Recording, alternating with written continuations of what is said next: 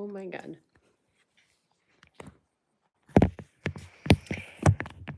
Hello.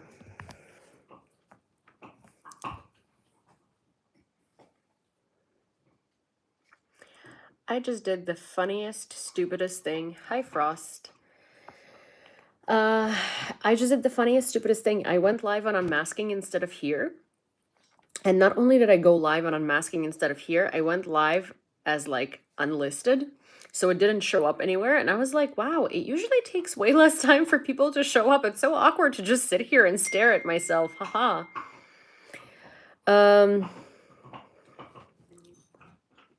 So yeah.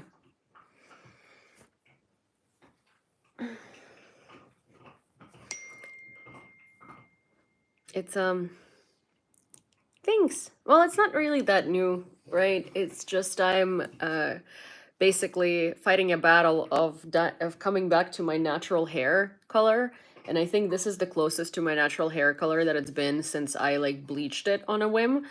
So I'm very happy because I kind of like, I don't know, I want my hair to be my hair. Hi Taz. Hi Joe. Senate is voting on the disastrous budget bill. I saw that a bunch of Republicans were saying that they're leaning no, but I'm like, I don't trust these people, and I don't think, hi Ayush. I don't trust these people, and I don't think that they're actually gonna vote no, because you never freaking know with them. And also, like, they're gonna start denaturalizing citizens, and they're gonna take them to civil courts, which means that they're not entitled to a lawyer. So if you're like a naturalized citizen, and also like denaturalization, they did that in Germany. They did that in Germany in the era that you think I'm talking about. And they're basically going to take this matter to civil court, and that's by design, because in civil court, you're not entitled or provided with an attorney.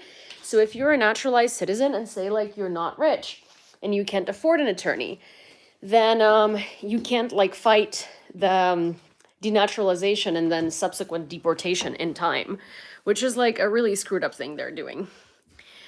Hi, Claire. Also, hi, Maria. Okay, let me like try. I think this is good in terms of like, I'm trying to like put my phone so that I can like read things well, and so that it's also not like a random, you know, like picture like this where there is like so much negative space above me. Also, I think there is like a bunch of people that got on this live.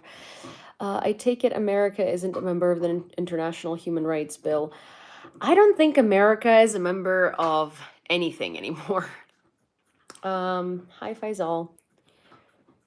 Oh my gosh, yeah, that's what I meant. See, like sometimes these like vertical lives get on people's like FYPs, and then I get asked if I have pretty feet. Yes, I have gorgeous feet, if you'd like to know. I think so. I don't know. You know, you can send money to my PayPal and I will never show them to you, and you'll have to see them in your dreams. So yeah. I also love when like a bunch of these like trolls, especially the misogynistic ones, show up because they ask these questions and they think that you're either gonna get like really upset or something, and it's kind of like,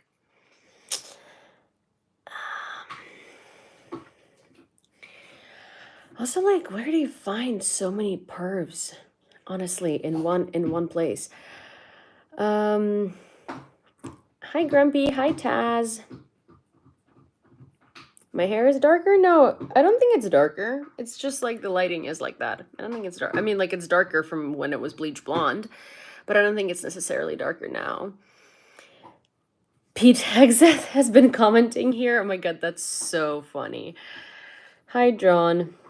Hi, Kat. Start your show, start reading. I do have a show, actually, and it's pretty well done and pretty well liked, and I do read. In fact, I recently repurchased George Orwell's books. It's not the only one. I Actually, recently, so my boyfriend reads a lot, and he's like one of those people who loves to carry a book in his pocket when he's like walking, and he will like read a couple of pages as he's like waiting for me or like not doing anything, and he will just like sit randomly at home and like read a couple of pages. And so because he does that a lot, I recently sort of got in that too. Uh, the thing is, I'm not the type of reader who can like read a couple of pages at a time and then like put the book away and then come back to it. It's like if I read, I read.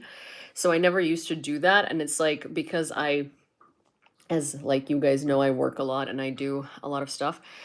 Um, so I basically didn't have time to like read any new books in the past, like, I don't know, 6 months maybe.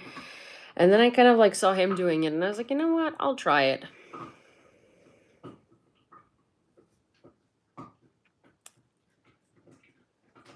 Um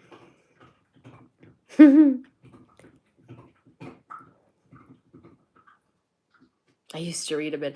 No, I mean like so to be fair, like when I was I don't know, like 14 or 13, like when I was like super young, I would read so much that when we would pass by a bookstore, my dad would cross the street because he was like, you know how like there are kids that you force to read because they're like spending too much time with their friends or like they're not necessarily like doing too many like, I don't know, activities like reading. So I had a phase for like 3 years where I was reading so much that I would like stay up reading, and my dad would like come down to my room and like physically like take books away from me.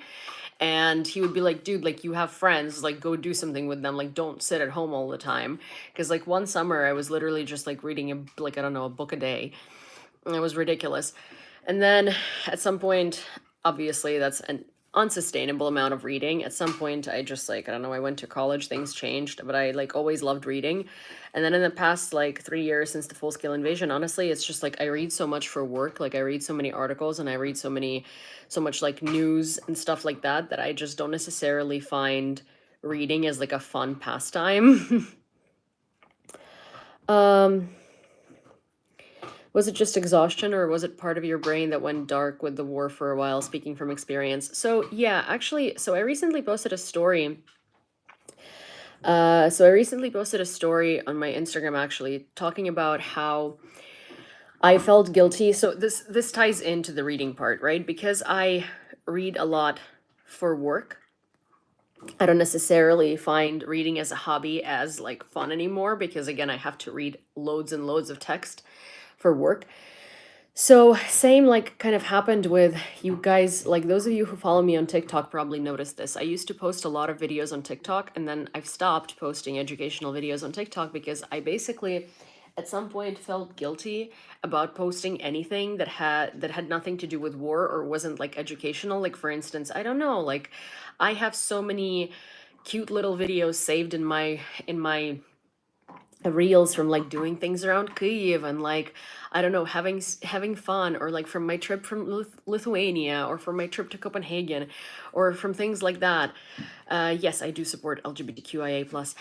Um, and I and so like I don't know, at some point like posting stopped being something I enjoyed doing, and like making these videos stopped being something I enjoyed doing, and it started feeling like a full-on job. And because I already do I already do like news and explanations and geopolitical analysis for a job, and I also have a podcast, I just kind of like stopped enjoying posting because I felt like I can't post things that are not connected to war. And the second that I would post things that are not connected to war, there would be like so many people like in my comments yelling at me and telling me like horrendous things and stuff.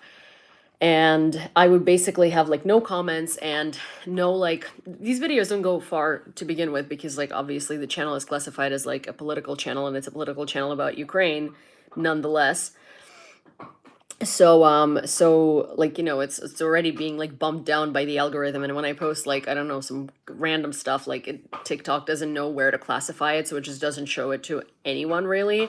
And then the people that it does end up showing it to are like random people that just post, I don't know, like write shitty comments. So at some point I just stopped posting altogether, and then recently I went back to posting on TikTok, and I'm just like posting stuff that whatever, honestly, like whatever I want to post. Like I posted a thing about my weekend in Kyiv with friends the other day. I posted like a random stupid little TikTok of me in like a white skirt pretending to be Carrie Bradshaw with my dogs.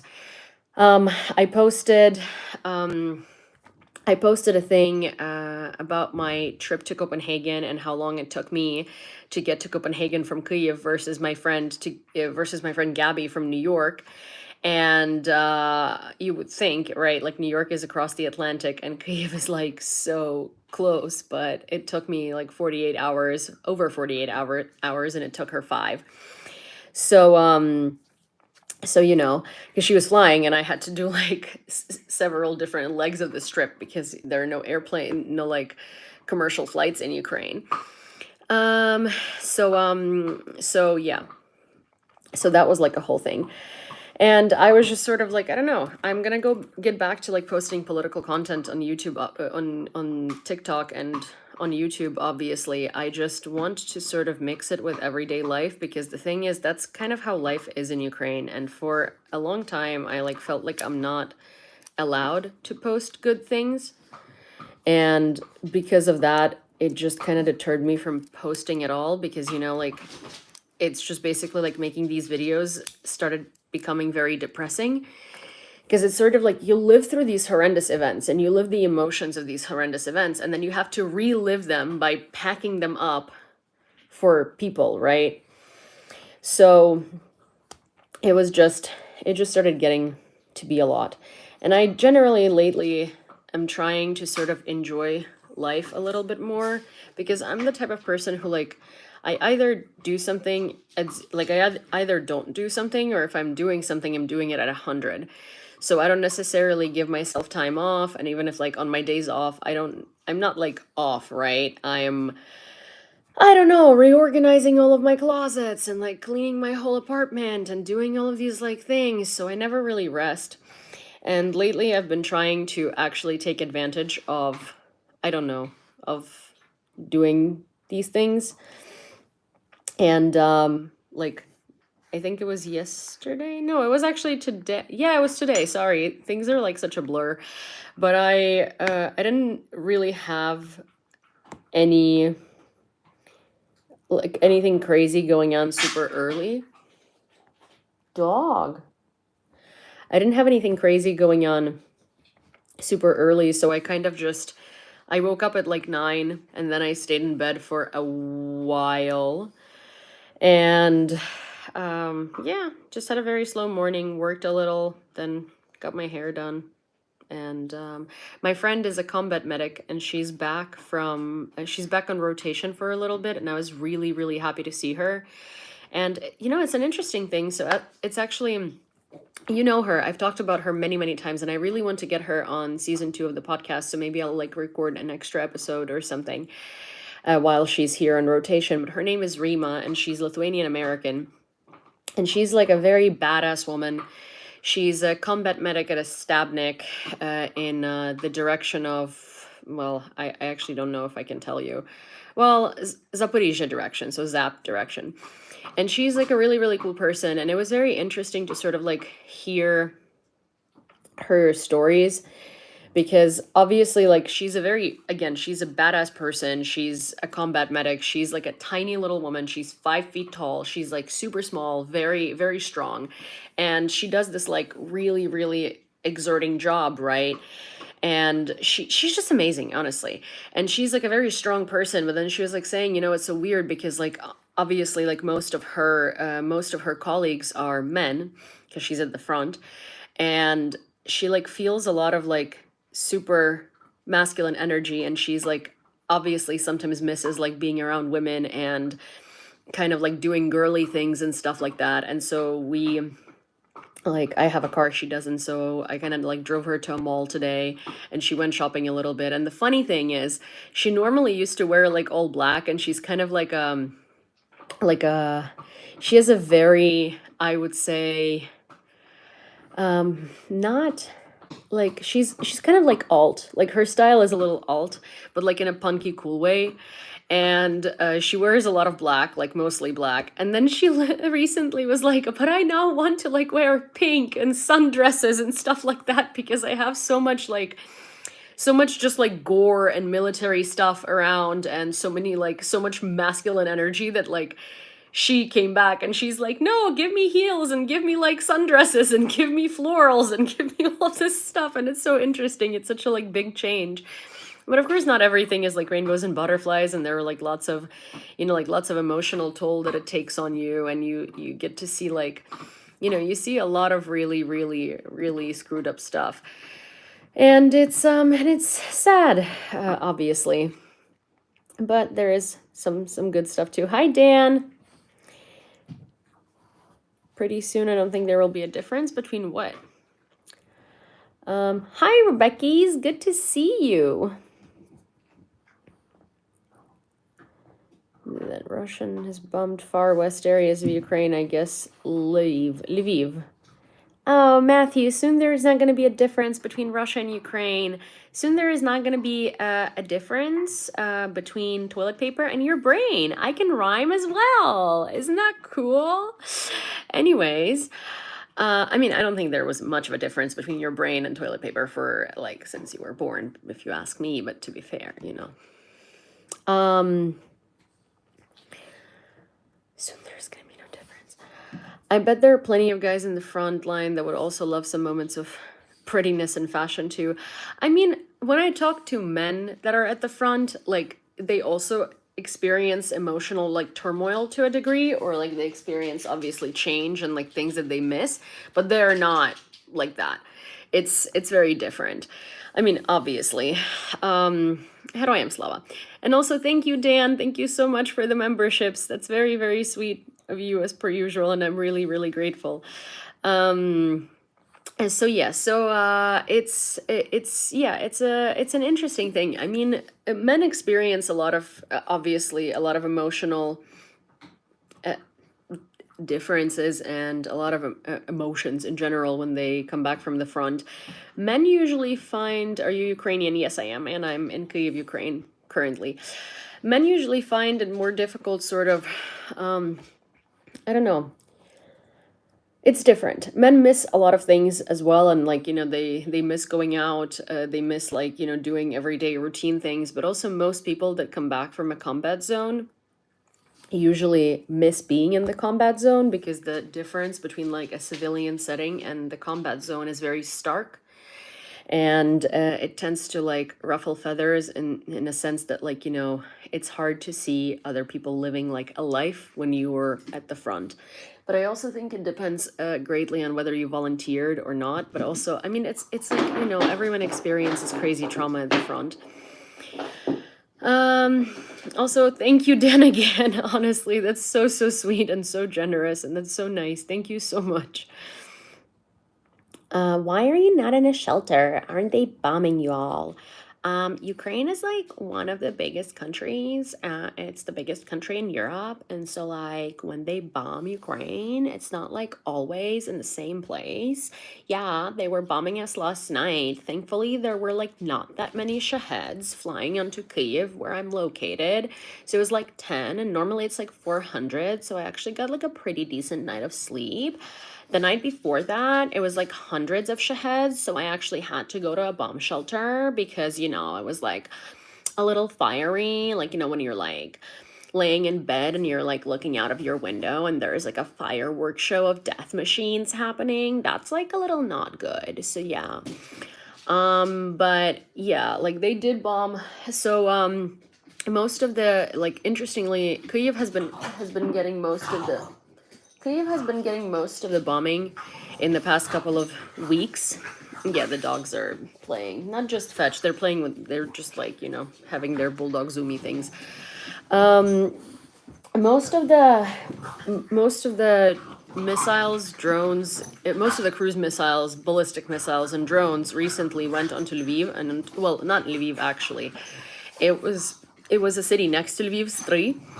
It's a big city in Lviv region. So for those of you who are not familiar with Ukrainian geography, like Lviv is a state center, similar to how New York would be like it's not a state center officially, but similar to how New York would be like the main city in New York State. So Lviv is like the largest city where the most things are happening in Lviv state, because our states and our capital cities of those states are named the same. So Stry is maybe like an hour out of Lviv, I think, and it's a city. It's not super big, but it got hit really, really badly. There used to be, yeah, I mean, Stry is actually kind of like Albany, to be honest. So yeah, but it's not nearly as far from Lviv as like Albany is from New York. But yeah, they were bombing Stry. So Stry used to be the biggest like Air Force base in Ukraine in the Soviet Union. It's not there anymore, but also a lot of like electrical infrastructure is in Stry for like Lviv region. So I would assume that they were doing that. But also, like, to be honest, Russians are still, with all the technology, satellite imaging, and all the freaking updated modern maps, they're still using Soviet maps to identify where like Ukrainian military production is and where like our airfields are based. And I mean, like, and they're not like, 1990s Soviet maps. I mean, like 1960s, like 1970s, as in like it's been 50 years. Things are not where they used to be. So if they were bombing Stry, they could very well have been bombing the inexistent military airfield and airbase that hasn't been there for like decades now. So yeah, there's that. Why are you talking like that? Like what? um Thanks. I didn't know the Earth changes in a span of only 3. Confusion. No one's behind me. My dogs are. My aunt lived in there. We lost touch after my father died in 1993. She would be in her 90s now. She's still alive. Oh, wow. Um. Oh, thank you, Dan. I really, really appreciate it. Thank you, genuinely. Like you, I think you single-handedly carry all of the memberships on this on this channel for a little while now. I have problems with the sound. Okay. Well, let me grab my mic, maybe because the dogs, some of the problems with the sound are because my dogs are making a lot of noise, and I think the iPhone thing is trying to. One sec. Sorry. I will try my best to fix the sound issue. Give me 1 second. Oh, crap. I'm on a phone that... Sorry. I need to like, one of my phones has one port and one of my phones has a different port, so I need to change the port for this iPhone. Dogs are playing Jenga. No, zoomies. Oh, also this is a way better angle. Do you hear me better now? Do let me know. There we have it. I can now do ASMR. Okay, someone in the beginning of this live said that I have a really good radio voice. I do voiceovers. So there is that. I mean, I don't necessarily do them as much anymore as I used to do them, but I do voiceovers. I also really enjoy having this like tiny little mic. Still static. Okay. How about if I do this? Maybe I will just take it away from my computer. Sound is quieter. Weird. I don't know how to help at this point. I've done everything I know how to do.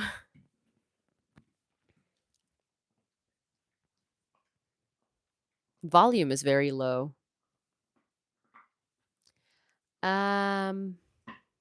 Okay, it's better. The sound level was lower. The static is gone. Okay, yay! Cool.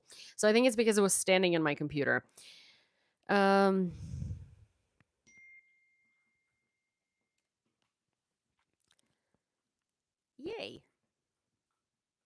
Yay. Okay, I'm happy. I'm happy it got fixed.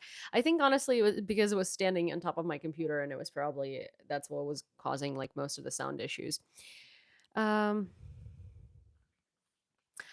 know that it's best when lava is very close to the mouth, but like I'm not gonna do this, you know? Like that's just like super, super, super uncomfortable. I do, I mean, I understand, but also no. um, I don't sing songs. Oh my God, Dan. Oh, that's very sweet. Thank you so much. That is so, so, so nice.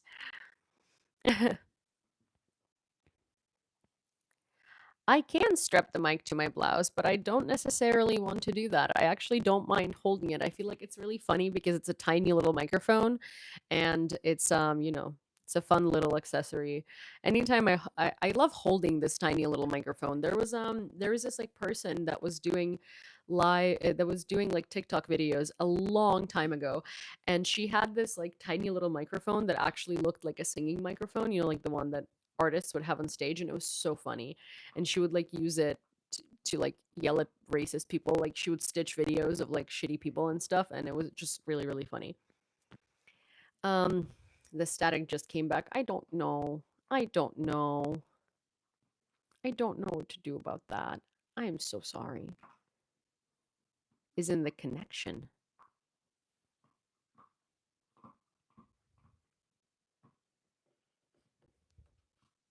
Dan is always killing it. Dan is honestly, this is so very generous of Dan and so, so very nice of Dan. I did move the microphone farther away from my computer again.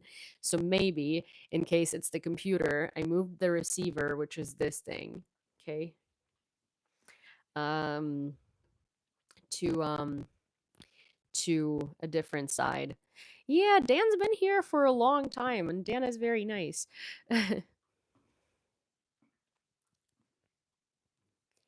I got to see the Democratic nominee for governor in my state this weekend. Oh, that's cool. Which state is that, Frost?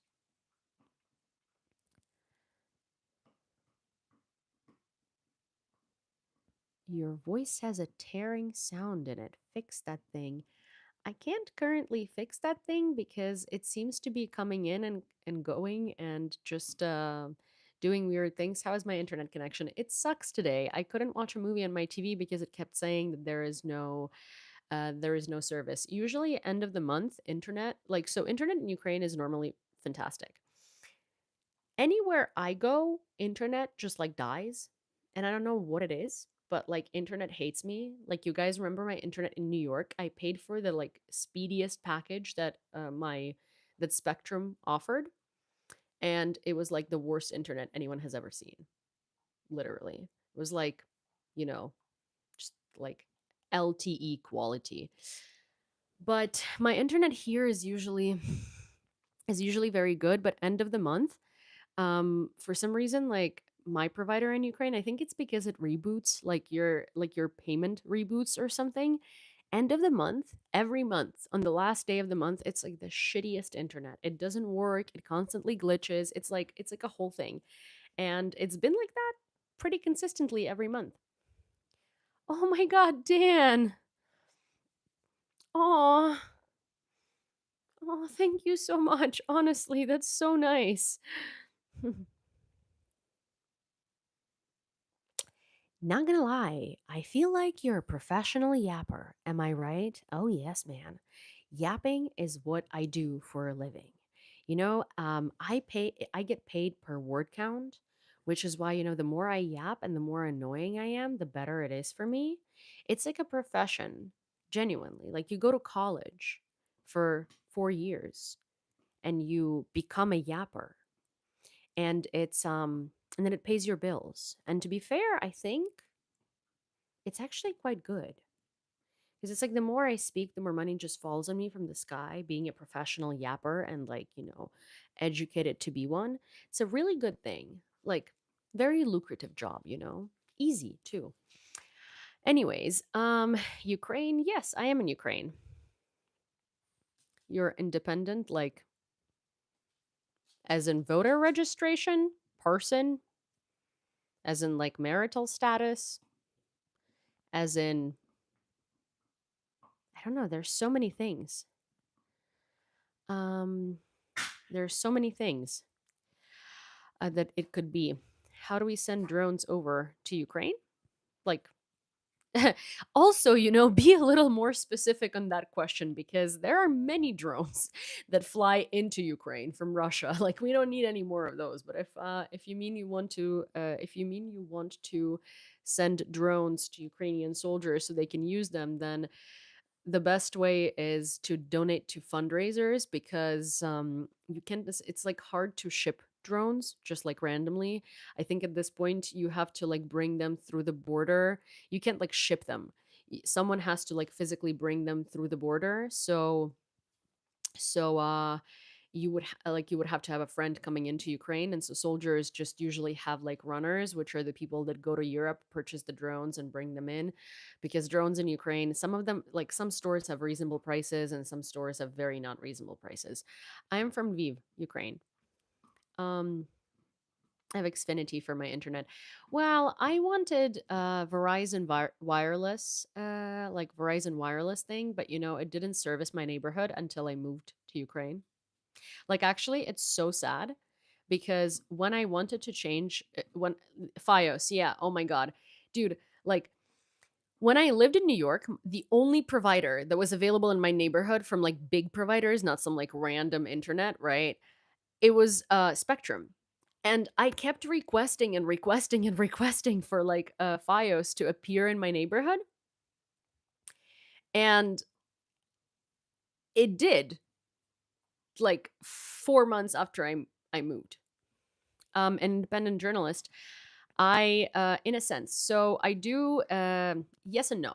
I work for a media in Ukraine, and I do that, but I only do that on that media. I also have had my independent channel way longer than I have worked for that media, and so my opinions and my analysis on my own channels and on my podcast have nothing to do with my work in Ukrainian media, and I don't really mix the two in a sense. I can, if I do give some like information or some whatever, I always say that like this is the source that I got from work or from my interview I did at work or something like that. But also, like, honestly, I really like my producer at my job because he doesn't necessarily have any restrictions onto what I can and cannot say. And I don't necessarily have like guidelines, and no one tells me what to talk about, and no one tells me what opinions to have. Or, like, honestly, like, I literally have never at my job had someone come in and be like, hey, can you like not say this? Or, oh, we didn't like what you said there. Like, they actually like the fact that I'm very opinionated. So there is that.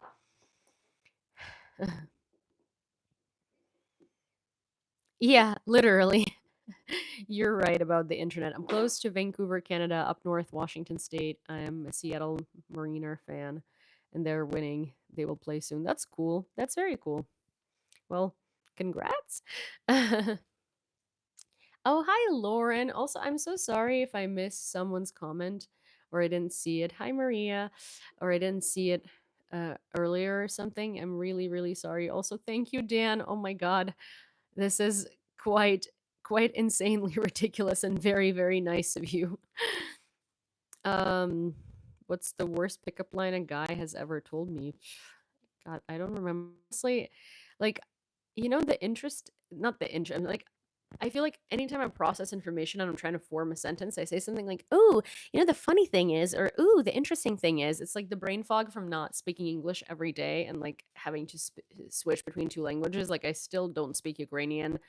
Um, I still can't express my myself in Ukrainian better than I can in English, but I now like glitch on some English words. Like the other day, I forgot how to say something like really stupid. Oh, I actually still haven't figured it out. Like when you get out of a parking lot, there is that like pole that lifts and lowers to like let you in or out. What's that pole called? Because I cannot remember. And then I forgot the word for crutches, and I didn't know it neither in Ukrainian nor in English, so I just had to say like, "Oh, the sticks, like those sticks."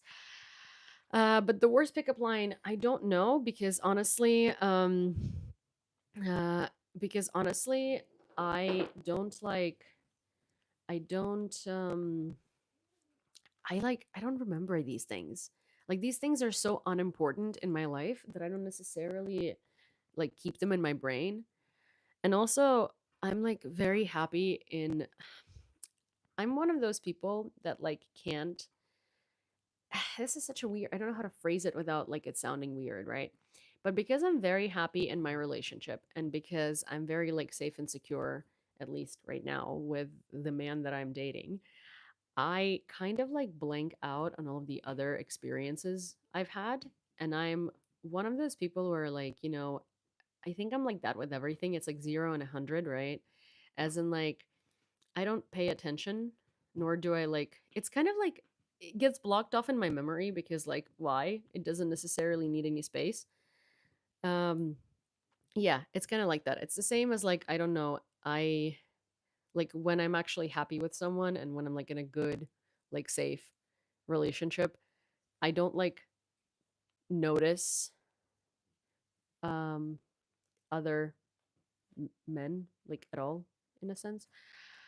How does one switch? I'm 70 years young and I can't imagine learning a different language. Great work. How long have you been there so it's okay. One minor correction. So it's not the Ukraine, it's Ukraine. A lot of people think that it's the Ukraine because the United States, the United Kingdom, but you wouldn't say the Uruguay or the Uganda. In the case of Ukraine, the reason why it's really hurtful when people say the Ukraine is because it's actually Russian propaganda, and the reason why they put the in front of it is to make it the territory, like Russia's territory of Ukraine, so the territory of Ukraine. So in this particular case, it's not just like a grammar mistake that people like learned. It's like Russia deliberately made it sound that way, so people would think of it as a territory, not as an independent country. And I know that you like that I'm not like trying to be like the Ukraine, like how dare you? But like yeah, that's the thing. So I just wanted to make sure that everyone knew, uh, and potentially wouldn't make that mistake in the future. Just if they care. So thank you. Hi James, hi Joseph. Ukraine is screwed, unfortunately. No, well, I don't know. I mean, so are you. Not so are you, but you are, if you believe that. Um, Balance can be hard for sure. I don't know how to switch. So, like, I mean, Ukrainian and English are both like languages that I spoke since I was a kid. So, for me, it's kind of easy to switch. But also, like,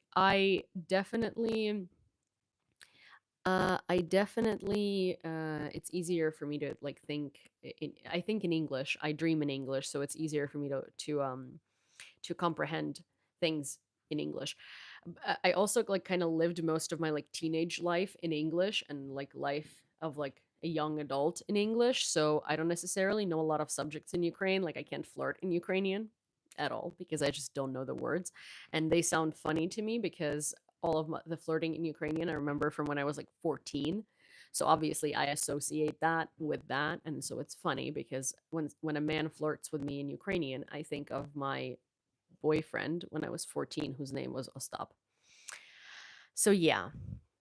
And then Ukraine literally means borderland in Russian. Yeah, because Japan was named in German and the UK was named in French and China was named in English. Ukraine in Ukrainian means that like within country, which means like a country for the people, not Ukraina, because Ukraine wasn't named in Russian because Russian is not the language of Ukraine. It's kind of like I find that argument to be so dumb, and you actually have to be like intellectually impaired to think that that argument makes sense. Because again, Germany wasn't named in Italian. That makes literally zero sense because no country names itself in a different freaking language. So when you start translating Ukraine's name based on a word it could mean in Russian, it's kind of like dumb because again, the name Ukraine was through Ukrainians who speak Ukrainian. And in Ukrainian, it doesn't mean whatever Russians are trying to make it mean. Okay. Also, someone asked me earlier. Russia actually was never named Russia. sensitive, you sensitive fella. It was actually named Moscovia, and if you would like to know, Moscow actually means swampland. And the reason why they renamed it to Russia is because swampland wasn't cool for, wasn't a cool name for a country that like strived to invade other people and become an empire. So like if you really want to talk about what things mean, yeah. So like I don't know. Maybe like stick with that one because that one actually makes sense based on the fact that Russians did name it Moscow and Moscow does mean swampland. Mm. Oh, I think it's above your level too, but like, education is free and I'm just like generous. Anyways, yeah, Ukraine was named before Russia ever existed, but obviously if you have a flat brain with neurons that are not firing properly, it's hard to comprehend, so why even bother? Anyways, oh Dan, thank you so much. Thank you. I'm going to assume that this gift is for this gift happened because of the like because of the educational bits for trolls. um I don't have any college debt, so you know. Anyways, um this gives me so much nostalgia because I feel like the first days of war when you would just have like random Russian trolls come into your lives and like spew weird stuff and they thought they were so like smart. What do I do for work? I do geopolitical analysis and I work in media. Um, but how do I work in media? Um, Covering that geopolitical analysis. But yes, so that's what I do. And someone asked me which subjects I actually are easier for me in Ukrainian and which are in English, like subjects as in like classes. So I would say that the only things that are not easier for me in Ukrainian or English, like I hate algebra and geometry. Like I'm not well, okay. So American college level math of like any kind unless you're literally like your major is math and you have to do something like super complex is actually Ukraine's 7th to 8th grade level math. So I would say that math in in the US was really easy for me in college because it was just like stuff that I covered in 7th or 8th grade, but in school here I hated math because I'm just like it's not my thing. I'm a lot more like history and like languages oriented and like yeah, math is not my thing. So easier, I still comprehend things better in English. I just don't like math and like, you know, things like that, like high level physics, high level chem. Like it's not easy for me in any language. I just like this is not my thing. I'm a lot more like humanitarian, like sorry, humanitarian. I'm a lot more humanities oriented. Like I love psych. I love uh political science. I love sociology. I love history. I love like all of these things, but I'm just really really not good at math. It's not that I'm not a good test taker. Like I take tests like I'm actually a pretty decent test taker. I just like there are subjects that I'm good at and there are subjects that I'm not good at. That's it. It's like if I'm not good at math, it doesn't matter if I'm taking a test or not. Um I think a lot of what goes on in geopolitics is wrapped up in fossil fuels and or controls of them. Do you agree? Kinda, but it's well, kinda, but then like, if that was the sole case, then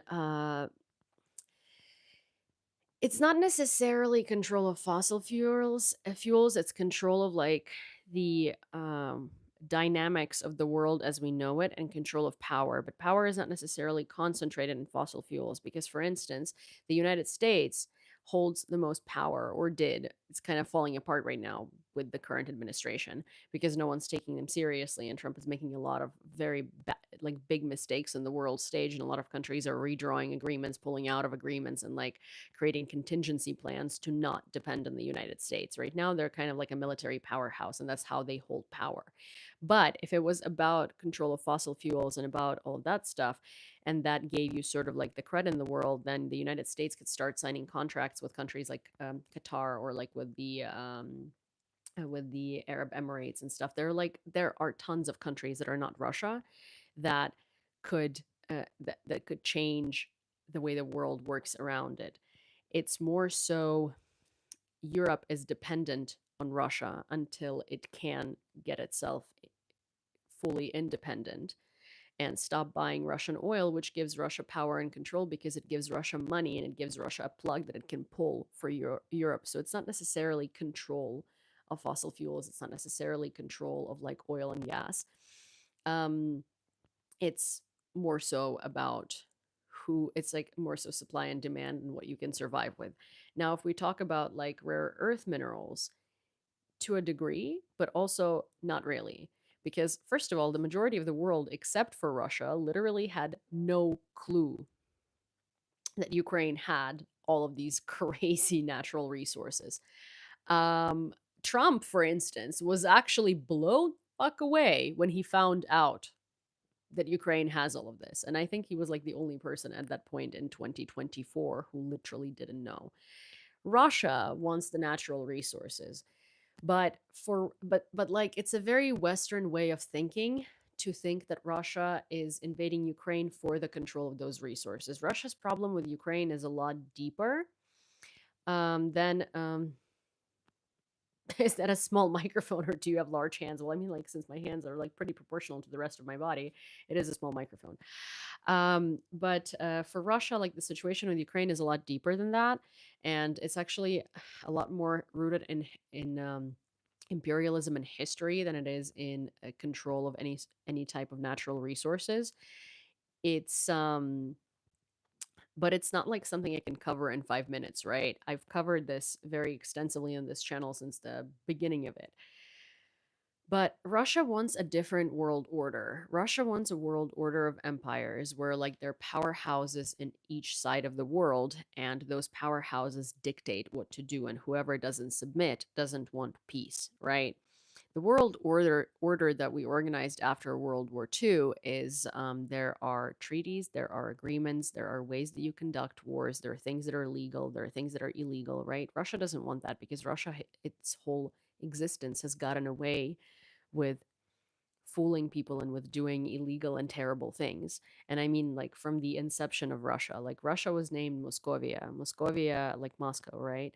That was the name of Russia. It wasn't an empire, it was like a small country built in a swamp. Um, and they took the name Russia because they could tie it to Kiev Rus, because, like, in order to survive in the era of empires, they wanted to be one, and they didn't have an imperial past, or like elegant enough past um to hang around with the likes of like France, and with the likes of other empires, and marry into like royalty and stuff like that. So they needed a story, and their story was that they come from Kievan Rus. And it's very well documented that both Catherine II and Peter I were rewriting history in order to make it look that way, while they had nothing to do with it. Ukraine is actually the descendant of Kiev Rus. And so for Russia, Ukraine has always been an existential threat, but not because Ukraine threatens Russia, but because Ukraine is Ukraine is what Russia wanted to be, and Ukraine is where Russia stole its heritage from. So the sole existence of Ukraine puts a huge question mark on all the work that Russia has done to create an image of what it is, right? Because when you start actually learning history, Russia's story starts falling apart really quick. So Russia's dynamic with Ukraine is that to them, we have to submit.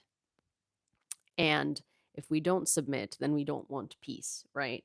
And that's kind of like very Hitlerian thinking, but also Russia has done that since the beginning of time.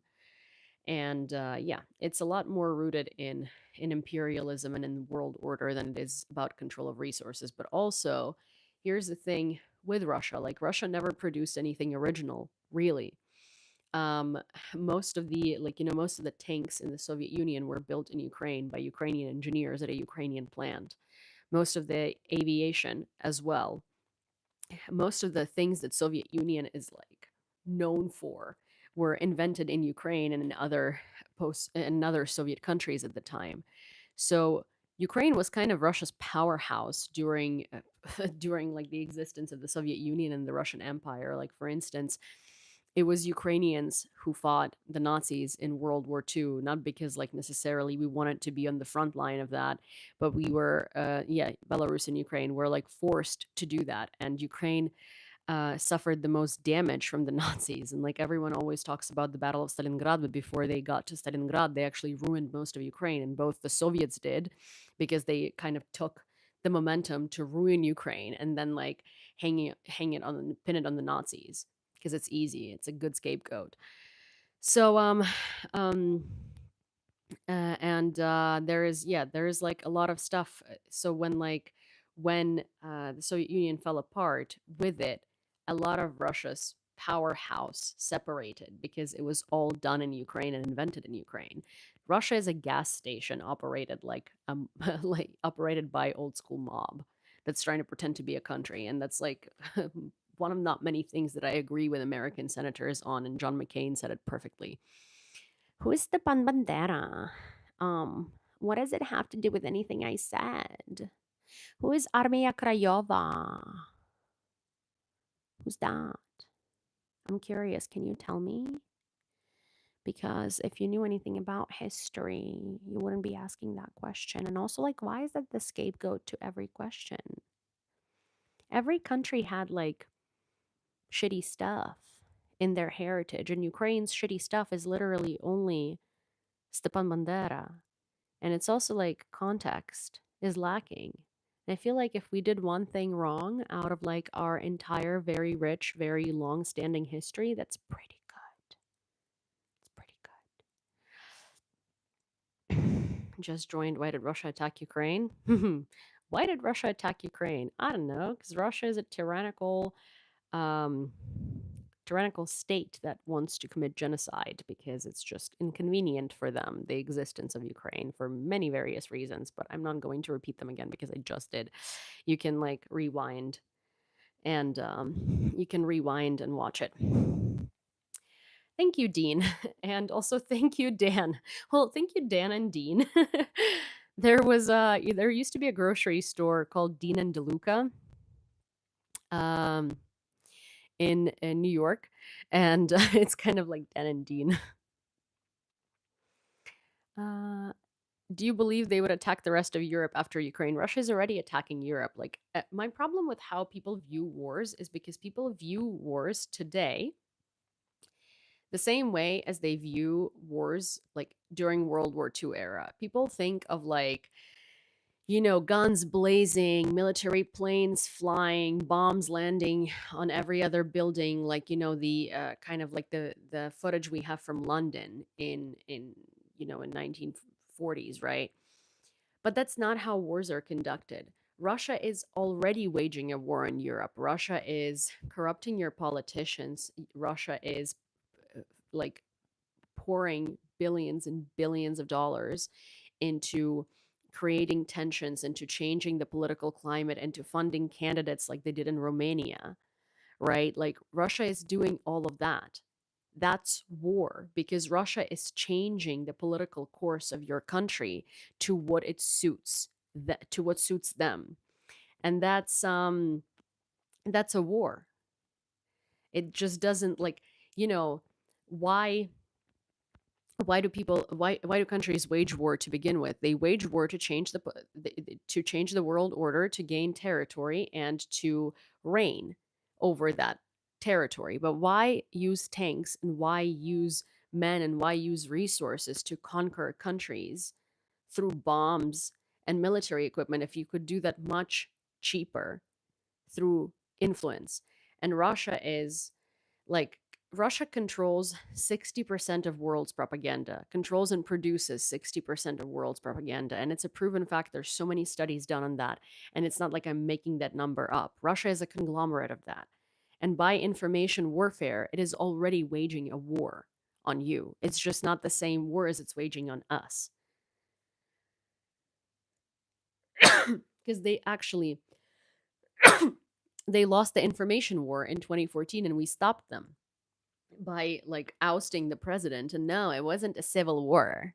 A civil war is when one part of the population fights against the other part of the population. But in Ukraine, actually, it was Russians that were like literally brought in here in buses in Russian uniform that started taking over city administrations. That's not a civil war. That's an invasion. There was never a civil war. There was a president that ran on a platform of Euro integration, and we elected him because at that time he seemed better than the other candidate. It was kind of like lesser of two evils. Well, I didn't elect him. I actually, like that was not my president or my choice. And he was always tied to Russia, but he was kind of like running on the platform of joining Europe and Euro integration and ties to the West. And then he just decided randomly without consulting anyone or, to change course completely and join Russia. And so students came out and protested. And then those students were violently beaten by special forces. And so the rest of the country came out and ousted the presidents. They were burning Russians in Odessa in 2014. No, they weren't. They weren't burning Russians in Odessa in 2014. Actually, in fact, there were instigators that were brought to Odessa in 2014 the same way they were brought to either cities, to all of the other cities. And Ukrainian hooligans actually came to that square because they were told it's well reported on. No, it's not. Actually, you're correct. It is well reported on. It's just that you're using Russian propaganda sources. That's why your information is what you're saying. And you're clearly very biased towards Russia because you have been spewing Russian propaganda since the moment you joined this live. But that's not what happened. There were people that took over the culture house in Odessa. Those people were not living in Ukraine. They were not Ukrainian. They were like provocators and people who were paid to do that. And they were quite literally paid to instigate that situation. And then they barricaded themselves in the building. And then when Ukrainian hooligans came after a match because they were told that the situation was happening and they actually came to like I don't know, neutralize the threat in a sense, but not neutralize as in kill. Neutralize as in like stop this diversion, the people started throwing Molotov cocktails from the roof of the Odessa Cultural House. And those were the people that were pro-Russian instigators and Russians. And they literally set themselves on fire. Okay? Anyways. Lots of bots need money. I'm American and it's not our fight. So unfortunately, yeah, it's not the fight of your men, and we never asked you to put your men on the ground. Here's the thing. We like literally recently asked you if you would sell us Patriot air defense missiles, which are 3 mil per pop, which, given that Trump is screwing up the economy really badly, would be a great cash flow for you guys. But Trump said no because he likes Russia a little too much, or for whatever reason. And also, it is kind of your fight in the sense that you signed the Budapest Memorandum and with us, and you basically came, you as an America, the representation of America, and it was a Republican president at the time, I believe. And so they came to Ukraine and they forced us to surrender our third largest in the world nuclear arsenal in exchange for protection, as in to maintain our territorial integrity and sovereignty, territorial integrity of our borders. And then when that happened in 2014 and that territorial integrity and sovereignty was questioned and was invaded and we lost territory, the US was just kind of like, oops, we didn't see that happening. And so, yeah, you kind of do. It is your fight because you literally signed an agreement promising us that you would aid us in maintaining our territory if we were ever invaded, which we were in 2014. You know who else signed that memorandum? France, the UK, and also Russia.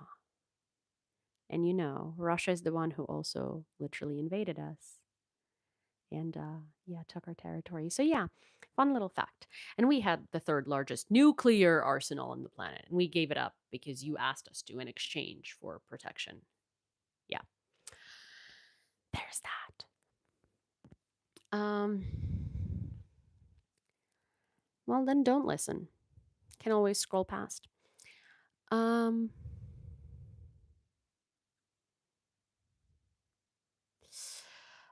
well, to be fair, Dean, I don't think it's a good thing because Putin doesn't care for. Also, thank you, Dan.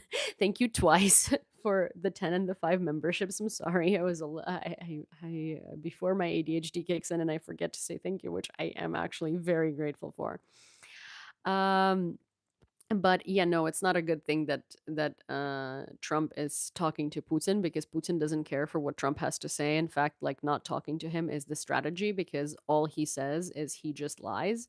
Like he will say, "Yeah, cool ceasefire," and then 15 minutes later he'll struck Ukrainian cities. And then he'll strike Ukrainian cities with like a barrage of missiles. Like talking to Putin um, really like doesn't do any justice to anything. And stonewalling in this, like, Putin reacts to power and Putin reacts to pressure. Putin does not react to talking. Putin does not react to anything like that. He doesn't care.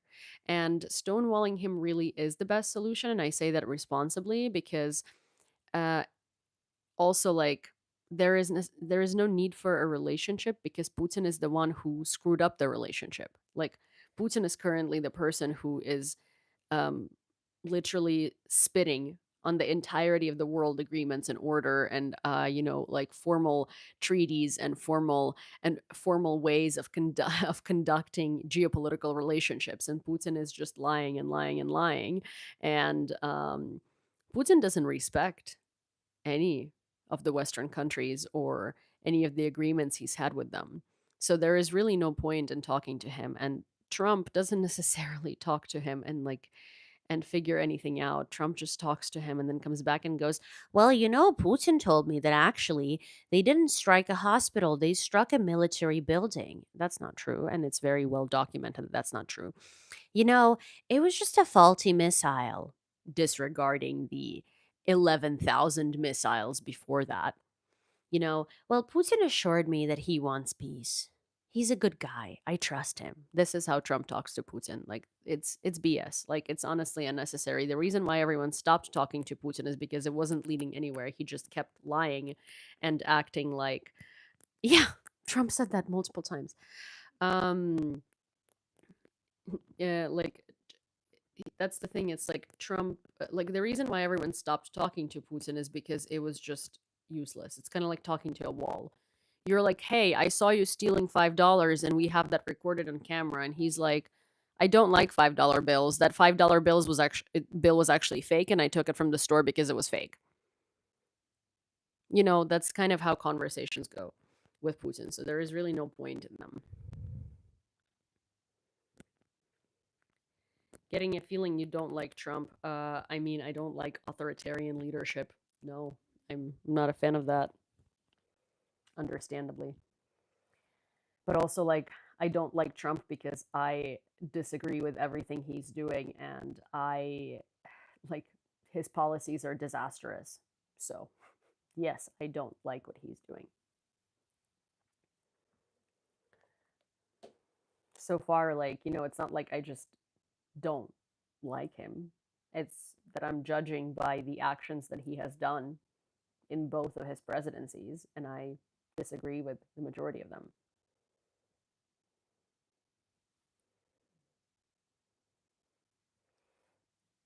Hmm,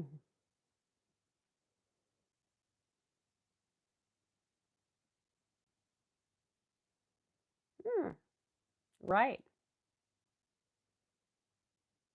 right.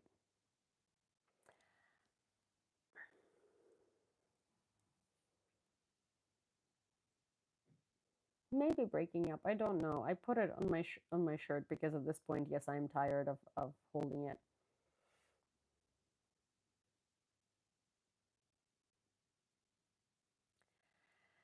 Um,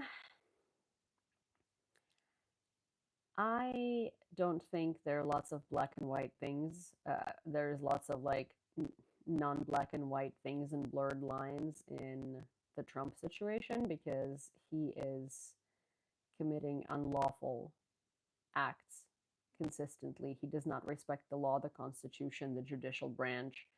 He acts like a mobster, and that's how Putin acted and acts in his presidency. And as someone who lives under threat of an authoritarian regime invading you, and someone who's lived in a proxy state of that regime, because Yanukovych was a proxy, I will tell you that there are no pros in what Trump is doing, because what he is doing is he's basically breaking the significance of law so that it's easier for him to change and mold it to what he wants and how he wants to see it and how he wants it to work, disregarding the Constitution and the legal process. Um, how did arrange to stay for quite a long time without surrendering your green card? Have you had issues coming to the U.S.? Hi, Moises. I mean, under law in the United States, you can. I'm not like I'm within the time frame in which I have to come back to the United States, and I. It's a very personal question, and I don't know if I'm like comfortable answering it, but so far I'm okay. But then again, like we're talking about the Trump administration, so I don't know. Like I can't confidently say that I'm going to continue being okay. I can't confidently say that I'm going to continue being okay because there are citizens being deported. There are people being stripped of their green cards for no reason. So it's kind of like in this type of situation, you could be doing everything by law and you can still be deported to Guantanamo Bay. And then Trump's administration says, oops. So I don't know if I can,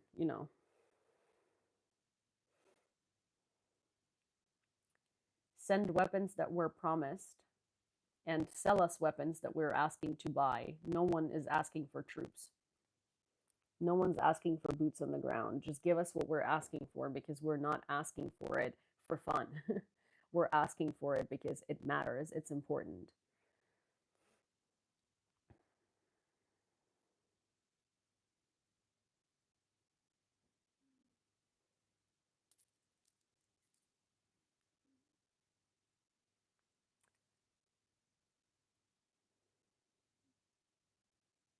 Yes, Ukraine does.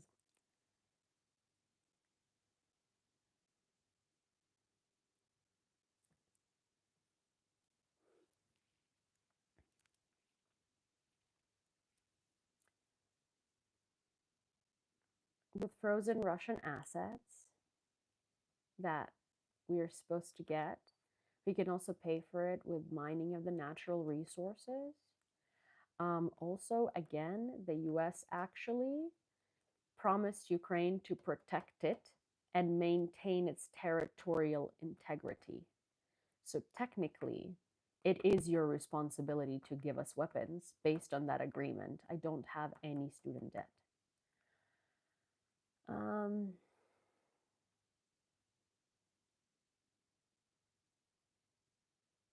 yeah. Also, you guys, my phone is at 2%, and I can't plug it in because,